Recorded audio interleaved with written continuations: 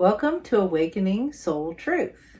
Today, we are discussing the evolution of our relationship with the divine, with religion, and with God.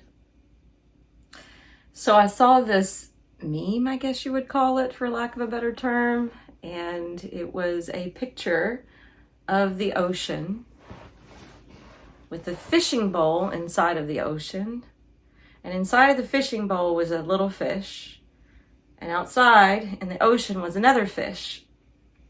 And the caption on it, in the fishing bowl, in the little bowl, said religion, and in the ocean it said spirituality. Wow. That sums it up for me. That's a great analogy. Because I feel like religion is so confining. It can be. And spirituality is more expansive.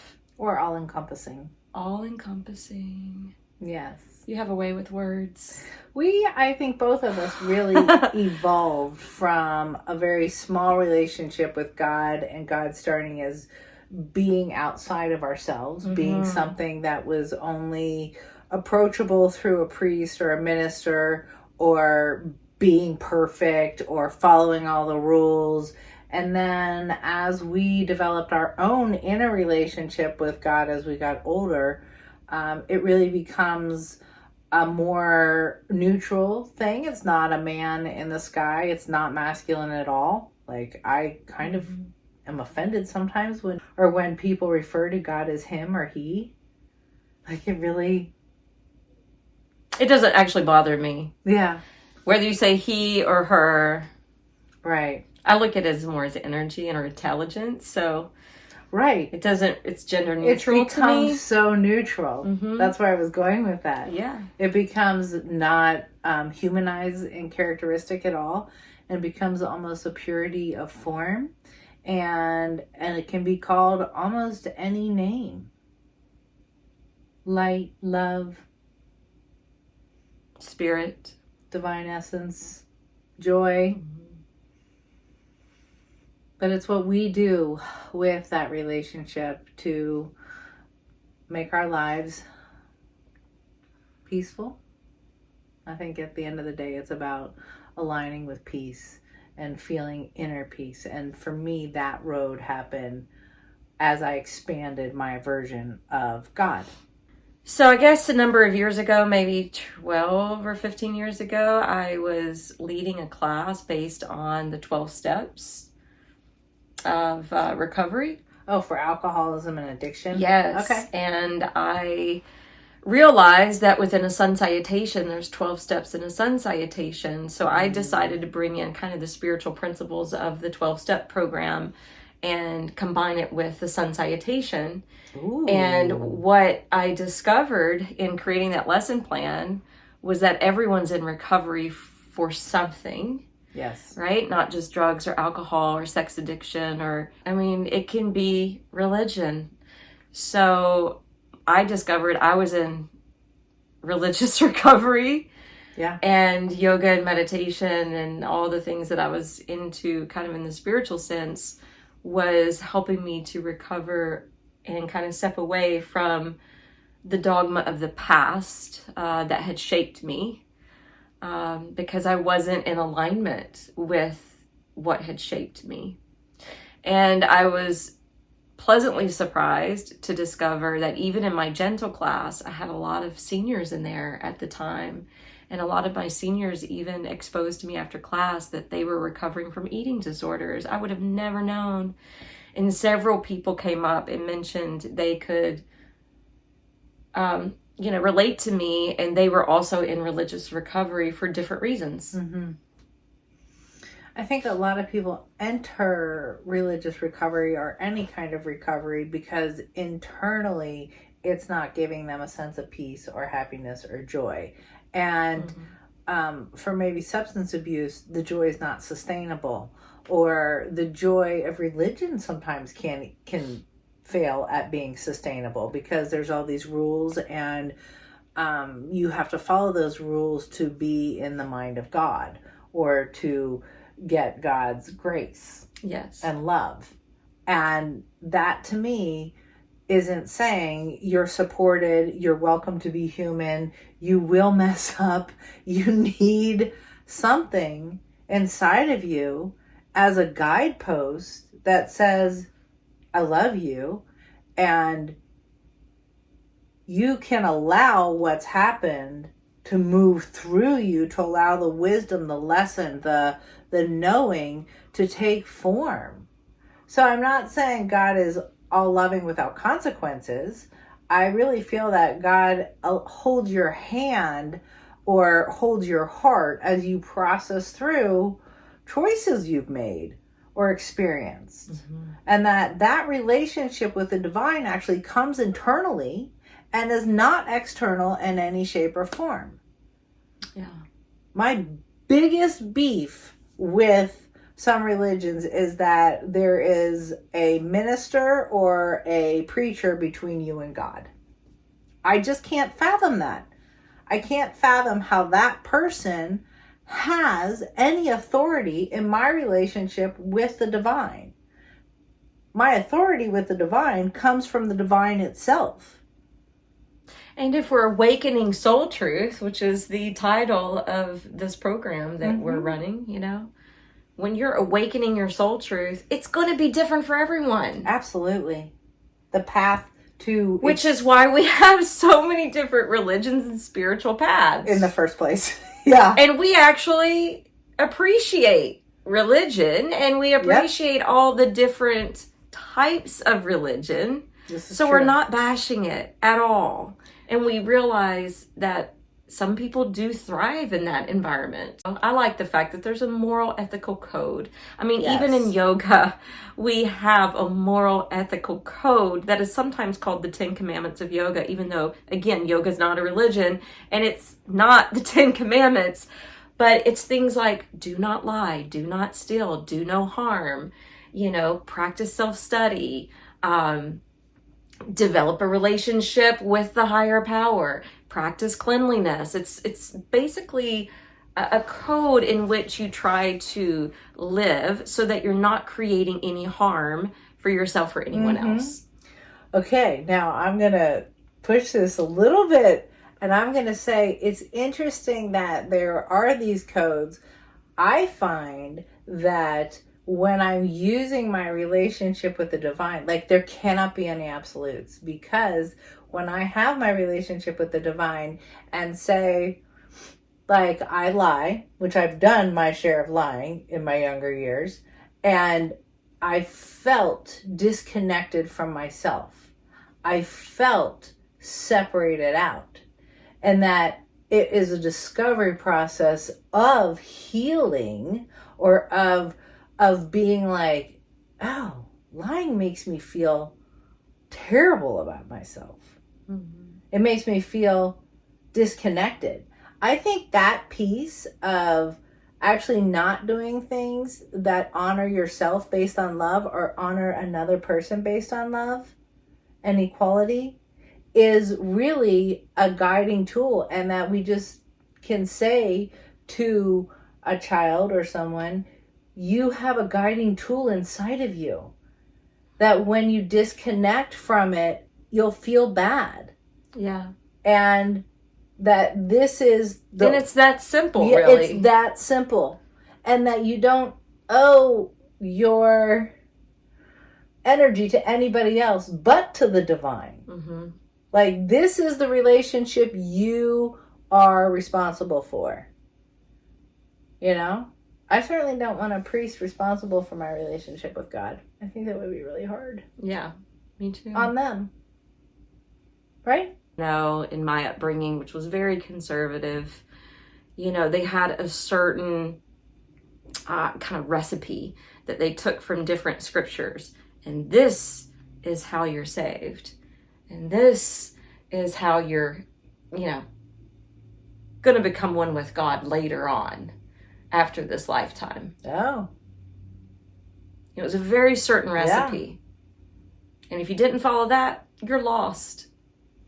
And did you ever not follow it and feel lost, or? Well, when I was younger, I questioned a lot, and I was shushed a lot. And then I totally conformed. And I was all in. We did Bible quizzes once a month on a Friday night and competed with other churches on biblical knowledge. And I did that from the time I was in like 3rd grade to the time I was probably a junior in high school, when I finally was old enough to work and put my foot down and say, no, I'm not going to do this anymore. But I was at church every time the doors were open. So Sunday morning, Sunday night, Wednesday night, when we would have the lessons to learn what we needed for the Bible bowls every month, or Bible quizzes every month. Right. Every gospel meeting, every vacation Bible school, I had to be there.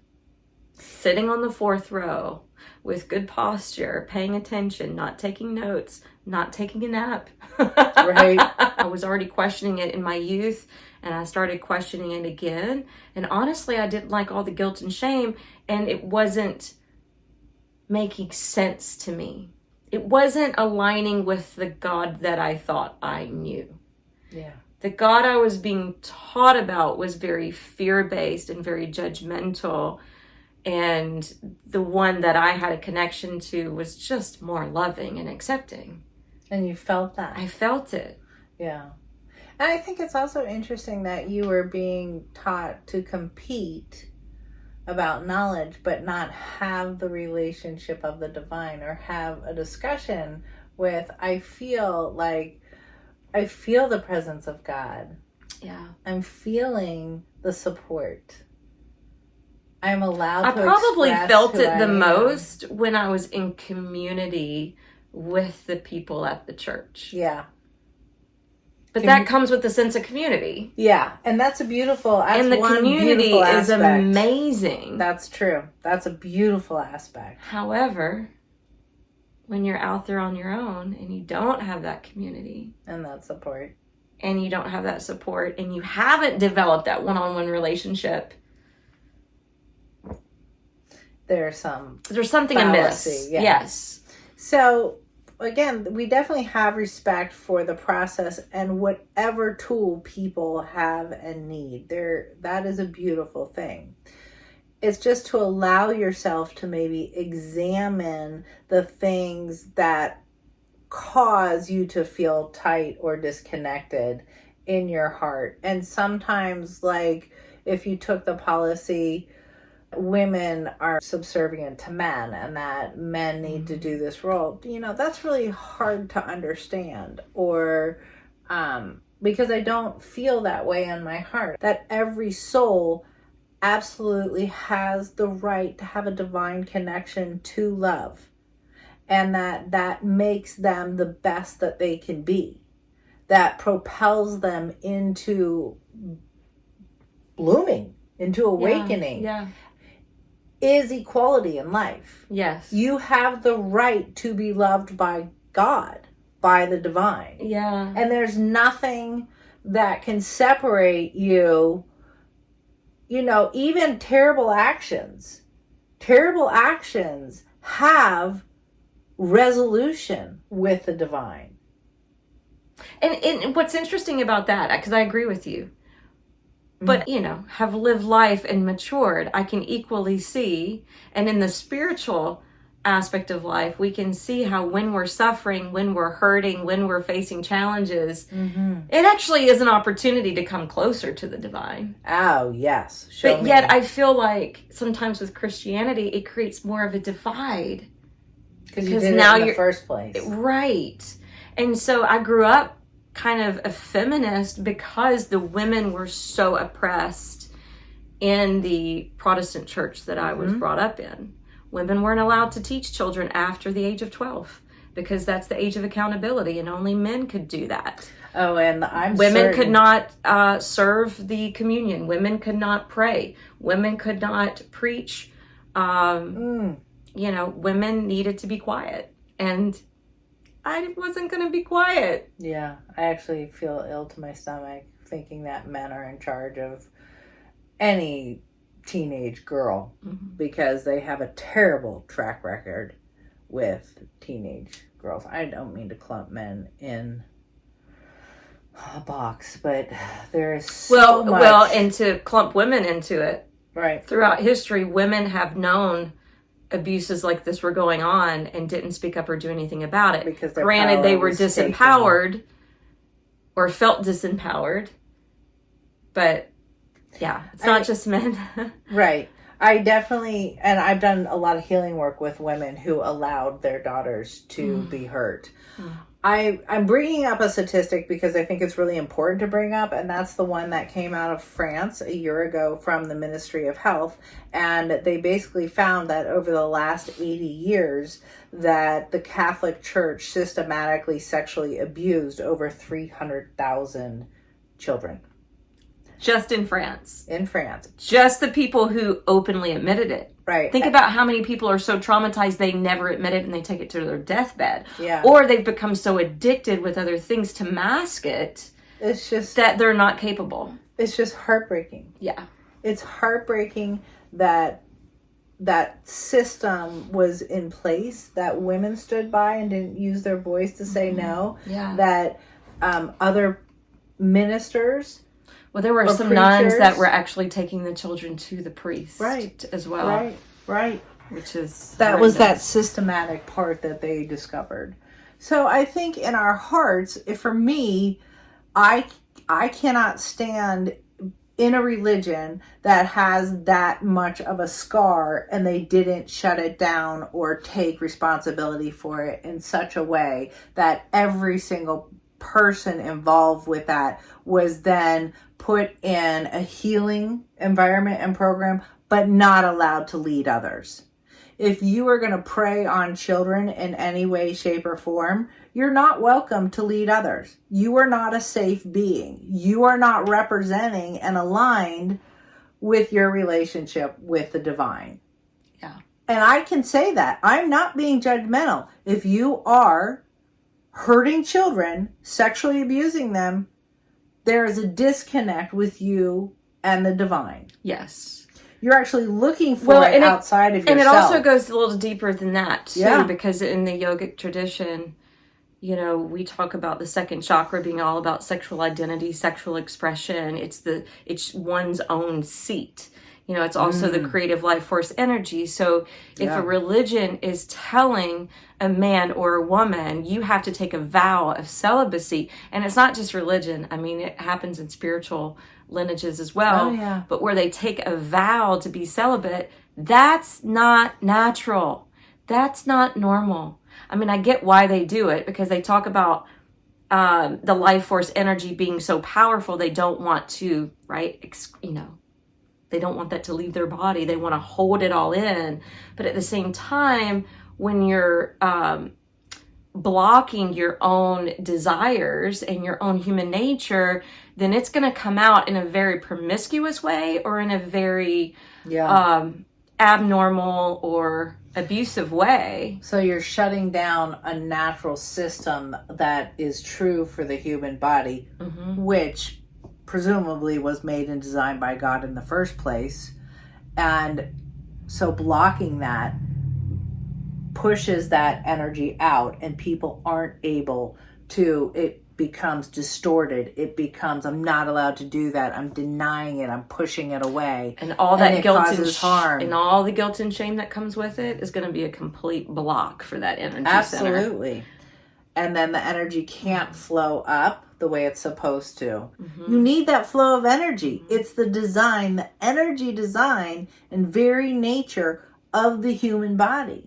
And yoga does such a remarkable job of honoring that, of saying this is really true. Yeah. The flow of energy in a body is true. Acupuncture, working with the meridian lines. Absolutely. The yoga, working with all of the chakras. Well, and even the moral ethical code, learning how to let things go, learning not to grasp things, not to be greedy. You know, there's all of these pieces that come into play that's not just from the physical or energetics, but also that moral piece and trying to practice that in your daily life. And I think some of the reason why people then attack children or want that is because children naturally have that life force energy. They have so much life force energy. Right, and they're missing their own flow and own connection of energy moving. When we look at the natural energy flow of our being, we are designed to stay open, to use the body as a tool for allowing emotions to come up and to be expressed, for allowing pain or discomfort to be like, wow, that's giving me information about what's not working in my relationship with self or with the divine. I think that is one of the most remarkable tools that is built into our body, and so many people discount that. You're designed to flow with ease. And when things are uncomfortable, they're uncomfortable for a reason. You're out of alignment. Mm-hmm. And to get back into alignment is to allow the knowledge or wisdom of what was not working to come back in, to be loved. Yeah. Going back to the women being oppressed, the last church that I went to, there was a Scottishman who was the minister, and he was so cute and quirky and funny. And one thing that he said in his sermon stuck with me, and I absolutely love it, because certain churches will take certain scriptures and run with that kind of piece of philosophy or belief, and that kind of creates that particular institution. And he said, don't let Paul trump Jesus, because Jesus did not oppress women whatsoever. No. In fact, he, as a Jewish man, wasn't allowed to speak to certain women on the street or another, I guess, type of person. Isn't that where he talked to the woman at the well? Like, if you look back in history, they weren't even supposed to be communicating at all. And that's like a major story in the Bible of him communicating with this woman. So he embraced women. Absolutely, he did. So, it makes me question, when you look back in history, I don't question Jesus or his teachings or his life, because I think he was a master teacher. He was definitely talking about the way of God. Yes, he was a way shower. He was a way shower. Yeah. But when you look back in history and you see that it was the people in power, it was the governments, whether you want to look at Constantine or whether you want to look at King James, and it's like we're still relying on politicians, basically, of the past on what is written in this book. Yeah. They changed the writing of the book to fit their needs. Yeah, I mean, if you even like I studied religious studies in college because I was a spiritual seeker at that point when I left home, and I wanted to learn more. And I learned so much more in a college setting from a theologian kind of side of things than I did in an actual church setting, because we would look at different books and interpretations and cross compare and look at the differences, and that was really enlightening for me to be able to do that. To expand your vision. Yeah, and it was actually very interesting because in church we weren't taught about like certain Jewish groups, and there was a Jewish group called the Essenes. Oh, they're powerful. And they lived near the Dead Sea. In fact, they were the ones that were responsible for the Dead Sea Scrolls. They kept those in, I guess, jars that were perfectly preserved. Have you read the Dead Sea Scrolls? The Okay. Book of Thomas? So I have to tell you, in college, the only crush I ever had on a teacher, and he looked like an apostle. He had curly, kind of longish hair, and he had one longer leg than the other, so he had this limp when he walked. Okay. And he always wore jeans, and he was always kind of plainly dressed. And I loved this professor. I was just obsessed with all the knowledge he had about history and about, the Bible. And I took every class he offered. Oh, wow. Every single one. And he led excavations to the Dead Sea. He was actually one of the professors responsible for getting it published for the people, because the first writings that were published from the Dead Sea didn't prove Jesus, but there were scrolls that were kept secret from that. That's what he found and discovered and was able to get published later. It took a long time for the public to see the proof of Jesus in those scrolls. Another proof that Jesus lived and existed. Which is beautiful. Yes. And it explains, because the Essenes were very, they had a lot of strict customs, and one of their strict customs was on bathing and cleansing, and that's actually where John the Baptist was raised, in the Essene group. And so when John the Baptist started baptizing people, it really stemmed from his customs and traditions from being an Essene Jewish man. Wow, that is awesome. Yeah. And it's kind of like if you ever travel overseas, or like, I don't know if they have, I haven't been to an Islamic mosque here in the States, but I've been to a lot of mosques in India. And in India, at the mosque outside, they'll have a place where you can, wash up. You wash your hands. I've seen that. Mm-hmm. Yeah, right outside of mosque. Mm-hmm. I absolutely believe that there were some ideas and concepts suppressed of the Christ energy. And one of them is actually this idea of reincarnation.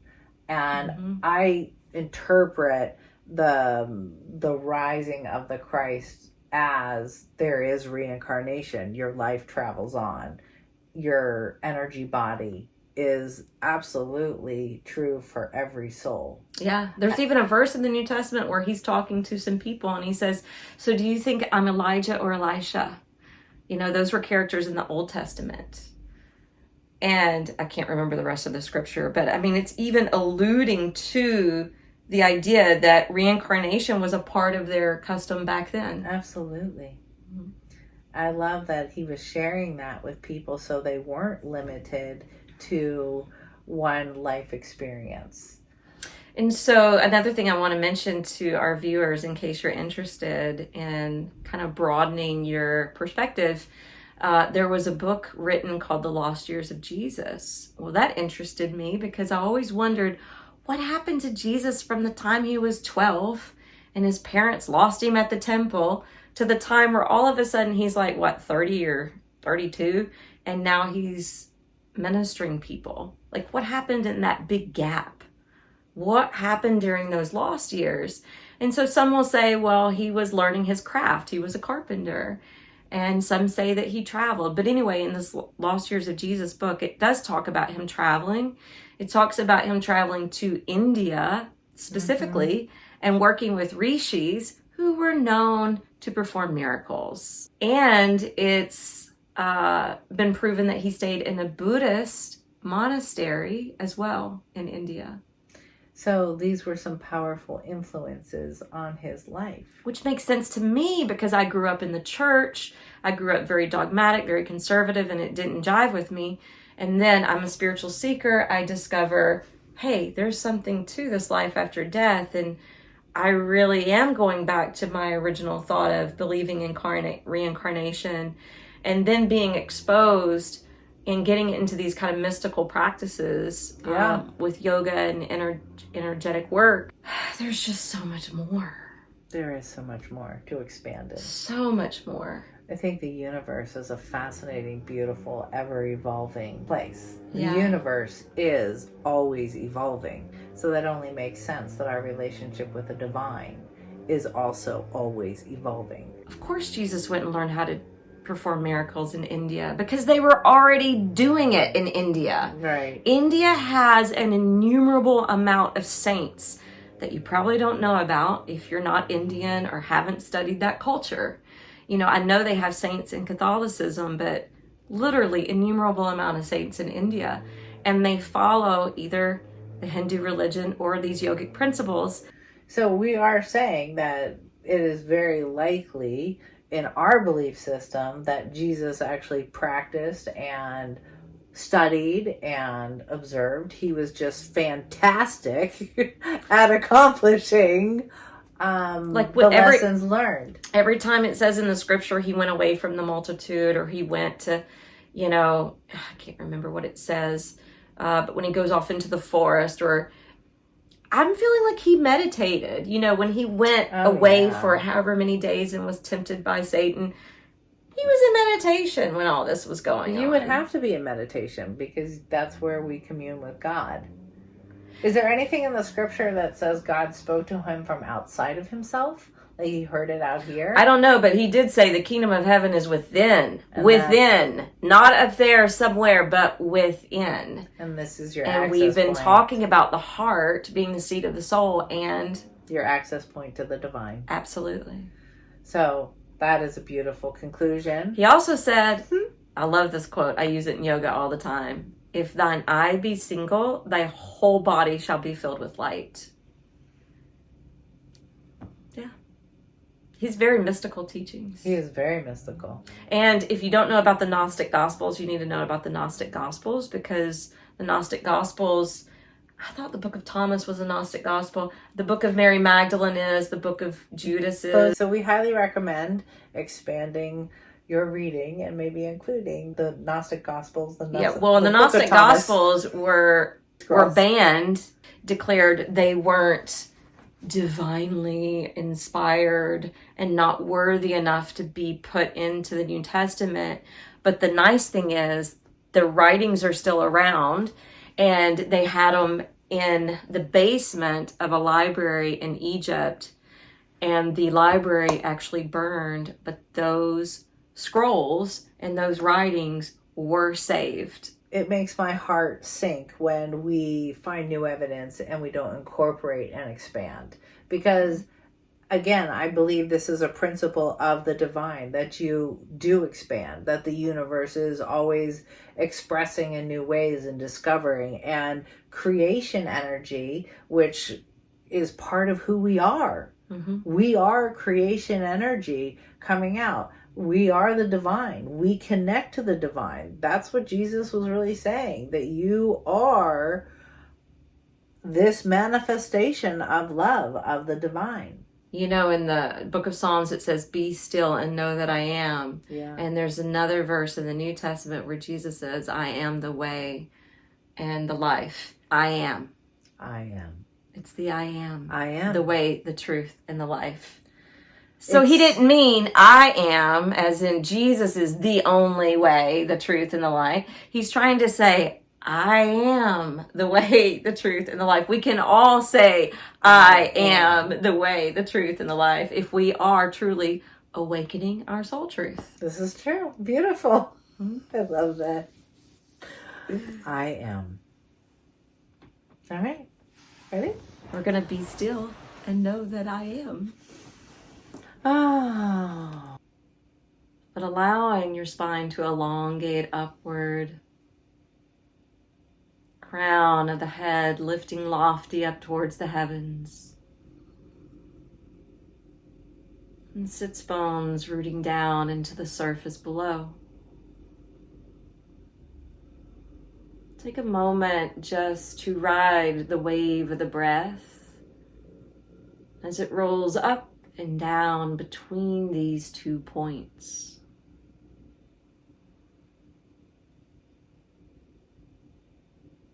And then center yourself at your heart, the place of integration, the place of inner harmony and balance.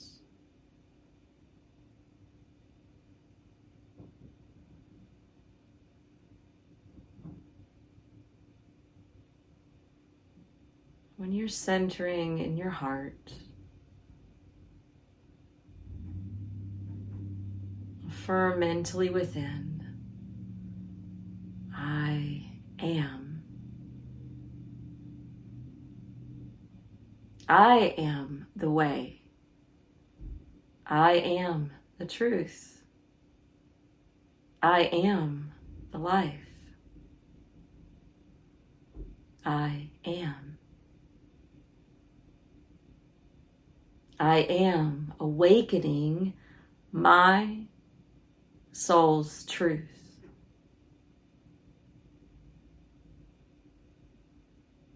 I am awakening.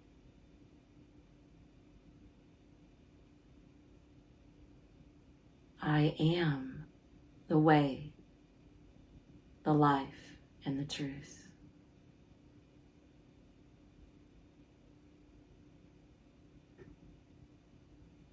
I am.